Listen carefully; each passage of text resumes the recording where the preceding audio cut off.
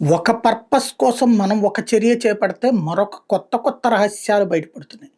భారతదేశంలోకి బంగ్లాదేశీయులు రావడం అన్నటువంటిది తెలుసు. అయితే ఈ బంగ్లాదేశీయులు బెంగాలు లేదా ఈశాన్య రాష్ట్రాలు లేదా అక్కడక్కడికి ఫ్లోట్ అయ్యారు అని ఇంతవరకు అనుకున్నాం. తాజాగా ఇప్పుడు పాకిస్తాన్‌లో వెనక్కి పంపించే క్రమంలో ఐడెంటిటీలు చెక్ చేస్తుంటే బయటపడ్డటువంటి కొత్త నిజాలేంటంటే, ఇక్కడున్న అమ్మాయిల్ని పాకిస్తాన్ అబ్బాయిలు పాస్‌పోర్ట్ వీసా మీద వచ్చి ఇక్కడ ఏదో మెడికల్ అనినో, ఇంకోటనో వచ్చి ఇక్కడ అమ్మాయిల్ని పెళ్లిళ్లు చేసుకున్నారట. ఇక్కడున్న అమ్మాయిలు అదే వీసాల మీదన అంటే వాడిని పెళ్లి చేసుకున్నామన్న పేరుతో కాకుండా విజిటింగ్ వీసా మీదన వెళ్ళి వీళ్ళిక్కడ పాకిస్తాన్ అబ్బాయిని పెళ్లి చేసుకున్నారు. ఇక్కడే కడుపొచ్చింది. లేదా ఇక్కడ కడుపు రాకపోతే పాకిస్తాన్ ఎళ్లి కడుపు చేసుకున్నారు.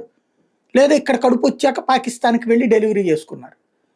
తమ బిడ్డకి పాకిస్తాన్ పౌరసత్వం, భర్త పాకిస్తానోడు, ఈవిడికి మాత్రం ఇండియాలో లాడ్లీ బెహన్ యోజన లాంటి పథకాలతో పాటుగా దేశంలో ఉన్న అన్ని పథకాలు పొందుతోంది.